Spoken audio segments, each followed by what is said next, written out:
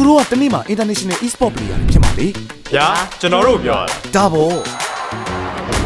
သူတို့ကတော့မကြခင်မှာကိုယ်စရာထက်တန်တဲ့အရာတွေလုပ်ပြီးအောင်မြင်ကြော်ကြားကြတော့မှာလေ တကယ်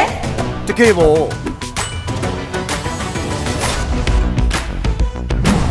သူကတော့နာမည်ကျော်ခီးသော blogger မှာဖြစ်မှာလေ ဟေး ready ပဲ ချောမွေးတဲ့ခီးစဉ်လေးဖြစ်ပါစေအောင်မြင်မှုတွေစကူးနိုင်ဖို့တိကျပြတ်သားတဲ့ချိတ်ဆက်မှုတွေလိုတယ်လေ အမှန်ပဲ စူးစမ်းရင်ဘာမဆိုဖြစ်တယ်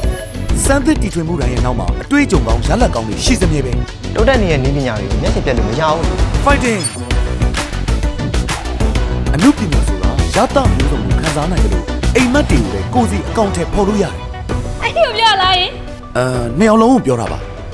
မနှက်ပြန်တိုင်းမှာခြေလန်းတစ်တွေနဲ့ပုံမတောက်ပဖို့အခွင့်အရေးတွေဆိုတာမမျှော်လင့်ထားတဲ့အချိန်တွေမှာရောက်ရှိလာတတ်ပါတယ်မြမနှစ်တစ်ကူချိန်ခါတမယာမှစတင်၍ရောက်ရှိလာမဲ့မနှက်ပြန်တိုင်းမှာခြေလန်းတစ်တွေနဲ့ကိုယ်စီပုံမတောက်ပနိုင်ကြပါစေကြောင်းအတမ်မှစွမုံကောင်းတောင်းပေးလိုက်ပါတယ်အတမ်